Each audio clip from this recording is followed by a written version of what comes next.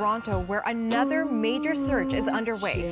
It's a manhunt for those responsible for wounding two sisters, aged 5 and 9, in a playground of a housing complex. The shooting left its mark, a path of bullet holes through this fence towards the park, 10 in total. A painful reminder to the community that this happened here in broad daylight, Stinger, in a neighborhood that hasn't seen anything like this before.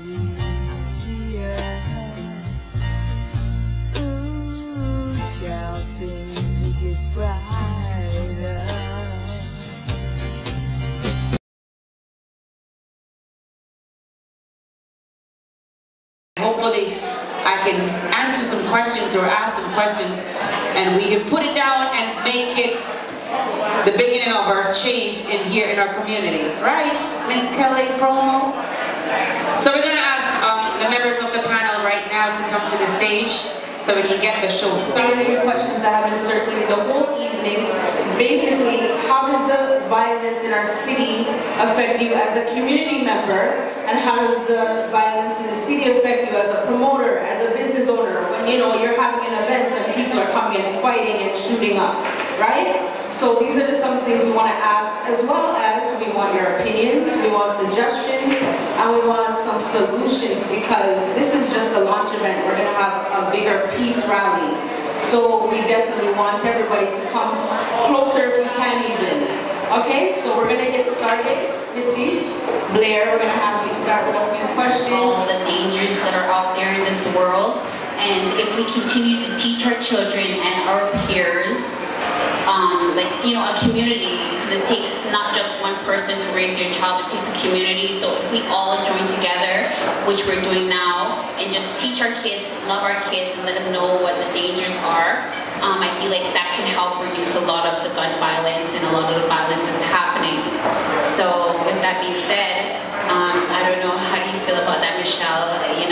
You're a very strong activist in the community yourself, I know that. So I'm going to make you take it away. Thank you guys for all coming out tonight. I guess for me personally, as a mother of two children, 24 and 18, and especially a young son, I personally have been able to utilize the strengths of the men that are in my community. Andre was here with microscopes. Where is he? He's not here right now, or I think he's around the place. And I remember when my son was 13 and I was really having a hard time with figuring out how am I going to help him turn into the man that he needs to be.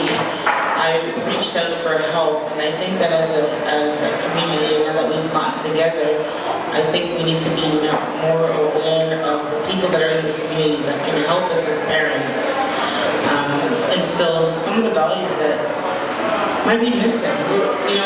The reality is that a lot of us are single parents, and we can't hide behind that fact. Being a single parent is strength.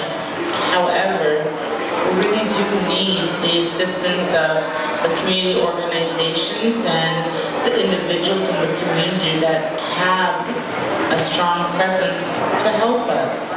So I would hope that this night is one of those nights that, the people who feel that they are able to help the mothers,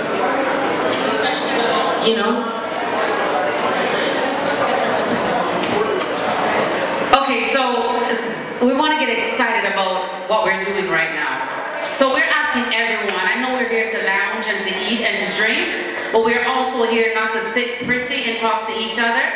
We want everyone to get involved. Is that okay? Is that why we're here tonight? Okay, so we're asking everyone just to come a little bit closer so we can actually have a community conversation. Is that good? Because Jay is talking and she's making some valuable points, but I'm sure you're not hearing her, right? And you're not really paying attention. So please, let's get involved and do this right.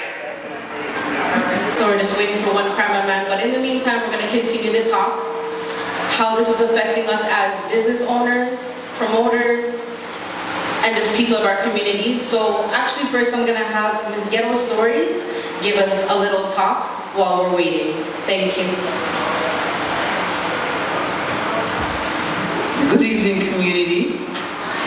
How y'all doing tonight? It is an honor to be sitting here so we can have the much needed conversations about violence that's been happening in our community. But if anybody knows anything about when things happen, there's a root cause for everything. So everything comes back to us as a community. Why? We know all the questions. What we're looking for right now is, a lack of a better word, an answer. And for me this evening, this process is part of the answer. Because one of the things that we don't do enough is we don't communicate enough. We communicate in silos, we communicate in neighborhoods, we communicate in our living rooms, or in our groups, but we don't communicate as a community. And that's where we need to start having the conversations as a community. And a community is not necessarily your child, but the old proverb said, you know, it takes a village, not just any village, it takes a healthy village. So if the village isn't healthy, our communities are not going to be healthy. So we got to start having those real, authentic conversations, because there's many conversations to be had, but if they're not authentic, if they're not productive, if we're coming in a space where we're judging and we're ready to preach at people, nothing's gonna happen. So I'm honored to be sitting here with everyone tonight. I'm honored to see the community that has come out so we can start breaking down these barriers and having these real conversations so we can get to the part of solutions. Thank you. Good evening, everyone, once again. Thanks for coming out. I'm just going to give you a little personal story about my daughter's best friend that was killed at the age of 16. And I was at work, and the phone rang, and she's just screaming in the phone. At this point, I thought she was hurt, or someone was hurting her. And I stopped what I was doing. She says, they killed O'Shea. I was like, they did what? And she said nothing more. And I left my client undone, and I drove 160 miles per hour, I kid you not, to get to my daughter, because that was her best friend. She spent hours with him the day before. They were making plans for the summer to do things, and they killed him. And I'm like, wow. And to find out it was another teenage boy that did the killing. So our teenagers are getting guns. How are they getting the gun? How can they afford these guns? How are these guns coming into our community for them to have access to these guns? And the authorities, we ask the questions over and over, we get no answer. We wait until one of our youths are dead, we have one of these little meetings. Like, we can't just have the meetings when it's affecting one of us. It has to be something continuously.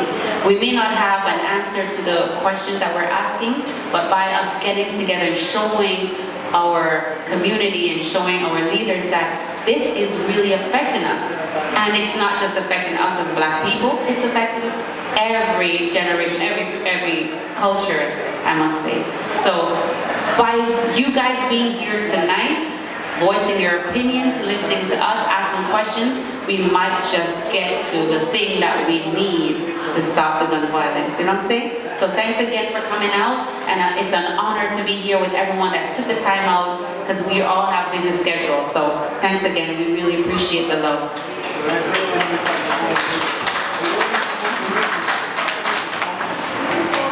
I just want to say a pleasant good evening to everyone.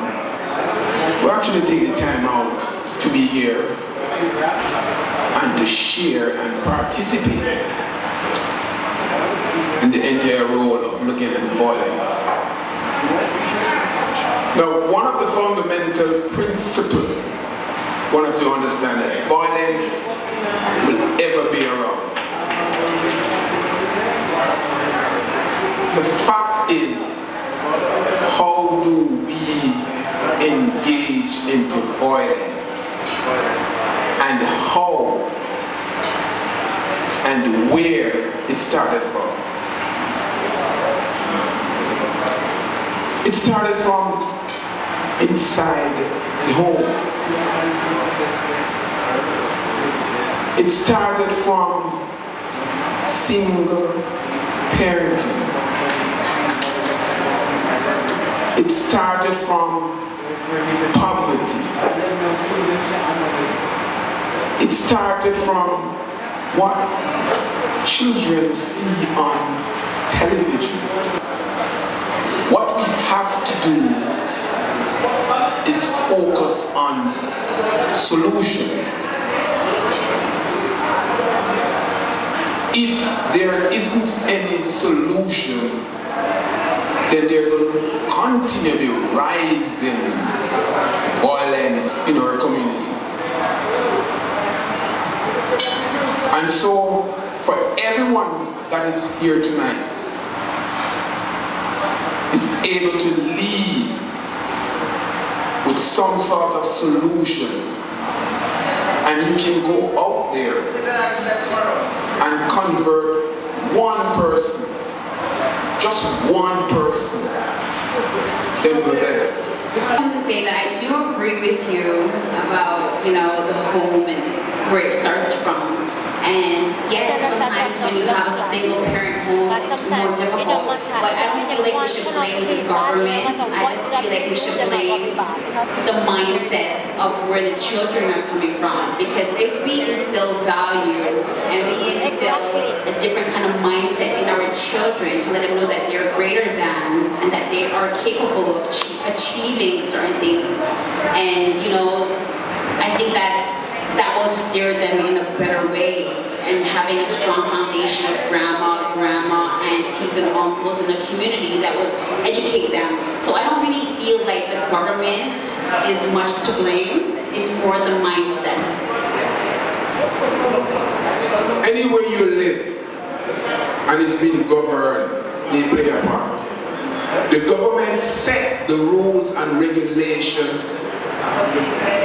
of the society. And if the government says you cannot scold your child because you're abusing, and that child realizes, they don't take advantage of that. So the government, the parents, the aunts, the uncle are responsible for the violence. And when you talk about violence and you get into gun, if you extend it there, I'm positively sure the mom and the pop shop around not producing guns. So it goes back to the government allowing the access of these weapons to be out there for these kids to get. And they don't care. If you look at it fundamentally, everything is a money-making thing. When your kid gets into trouble and goes to jail, who make money? The lawyers, the judges, and they allow them to repeat. Because if your child goes to prison, there's no rehabilitation. They put them there and they live a very fancy life on vacation. What is it that they do? Yes, some might go back to school, educate themselves. Some just say, okay, I'll sit here as soon as I get out. They make friends and it continues because there's a life of crime that they were taught. Life of violence that was instilled in them when they were small. So what has to be done are values instilled. You have to have the community and the good community to help raise your child. At this present moment, your neighbor cannot talk to your child. One day we see my friend wheel up and see her come to the doors and say, why that look good? Go and try it. Roll up 2 people and try that thing and look at it like, I don't go no further. It's an experience and kids will always want to try. But if you instill the quality in them before, when they do try, they don't stray. But if you allow them to try first, and then you're going to try and change them, they're gone. Because they look at what they get first, it's been good. That's the platform. So there's so many issues that faces us today that it's not going to just take one person. And I say, each individual take away something from here and make a change to one person, and there's a whole lot of good. Question.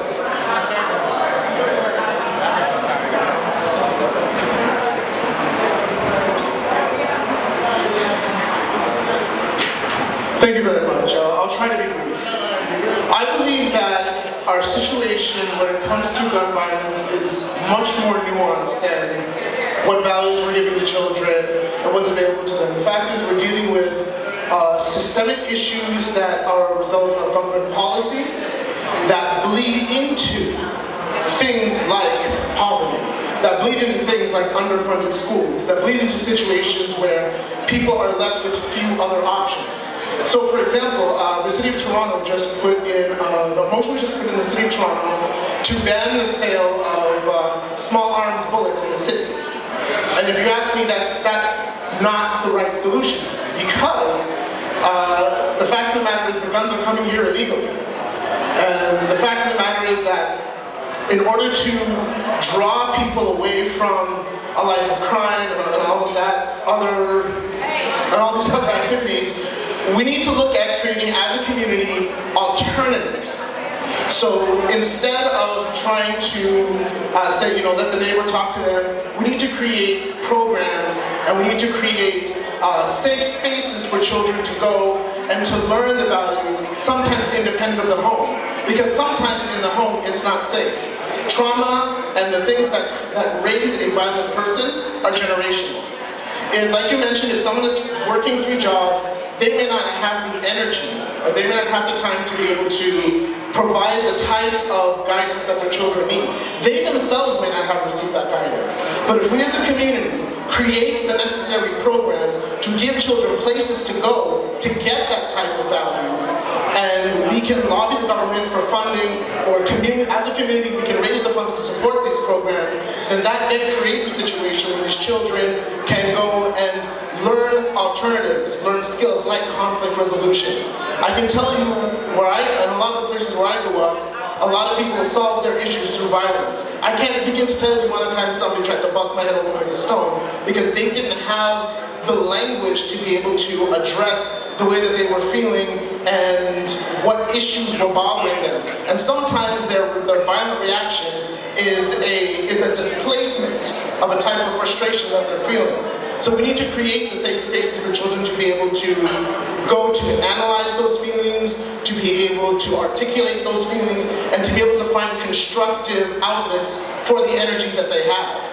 No child is born a bad person, and I don't think that most parents have any malicious intent towards their children, but we need to support as a community. And I think that if we use a combination of community-oriented activities supported by government policy, we'll be able to create the necessary conditions to raise a safer and more productive generation. Sorry for taking too much time. I want to speak to a piece that he spoke about. So, I've been a community worker now for 30 years. I've created and been a part of programs from the City of Toronto. I can name them. The solution isn't a program. Far from. We've had programs. They exist, but people don't attend them. It becomes a revolving door. I will tell you what the parents do. They drop off their youths and they're gone. Personally, some of those parents need those programs more than those children do. We live in a place where people don't talk about it, be about it. The people that are talking are not the people that are partaking in the pieces that are being delivered.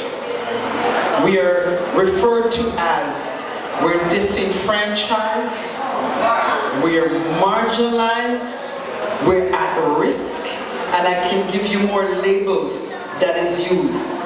Community needs to partake in the conversation to make the change.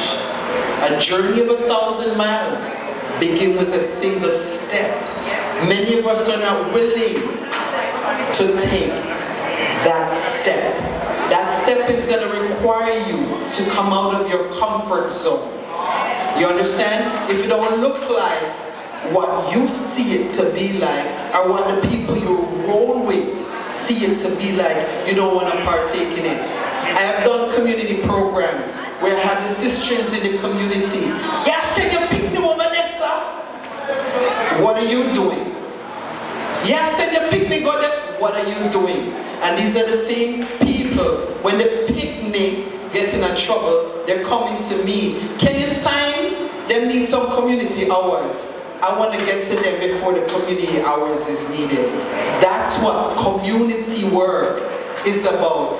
Everyone inside here, we're held accountable and responsible, all right? And we have to be able to make a commitment to take on people that are not ours. That's where we run into trouble. Yes, I agree with that totally. And I put a twist on this. I really think there's a lot of loose vessels, and we need to put back God in our school, praying in our school. Because there's empty vessels, and the devil find empty vessels to work in. You know what I'm saying? So with all what's going on, I believe prayer and God needs to go back in our school system, in our homes. All of that needs to start right there, so we don't have the empty, loose vessels running around so the devil can use them. It's about foundation, and another step up, it's about groundation. Without a proper foundation, you cannot be grounded. And that's what we're missing. I hear one young lady talk about the elders. Who are elders now? What do elders look like? When I step to a youth and I say I'm an elder, they look at me like, what are you saying? Where is the community? What does the community look like? We look to the elders for the foundation because they have the knowledge. They've been there. Lloyd, you're an elder. You've been there. You've done that. You've seen things in the community. The challenge is, where are the elders and what do elders look like? We have people who are older, considered to be elders, running competition with the young women and the young men. Right? And I won't take back my talk. Your age come off a calendar, it's gone upon gate post. Take a step back. This is your teachable moment. Not your moment to be running competition. We've all been there, done that. We know street, we know road. You understand? Now is your time to take your street knowledge, your road knowledge, grab the youths them, and teach them some things. We're not telling you to go and preach to them. That there's a difference. Have the real conversation. When they're in your circle, let every moment be a teachable moment. Whether it be in dance hall, whether it be in church, whether it be on the street corner, whatever it be, let that moment be a teachable moment. I'm not licking up against nobody, not burn down nobody, not burn out no fire nobody. I'm just saying, accountability and responsibility always come back, because without a foundation, you don't have a groundation. You can't be grounded. Okay. So before I turn it over to Yellow, is there anyone in the audience that have a question or comment? Everyone over there? She's coming.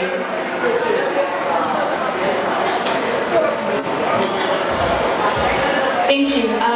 So I agree with a lot of what you've all said. For me personally, it's actually very interesting how life comes full circle, because we're standing just blocks away from the building where my mother attempted suicide when I was 8 years old, and I I witnessed her doing it, and she did it because she thought that that was the only escape from domestic violence, right?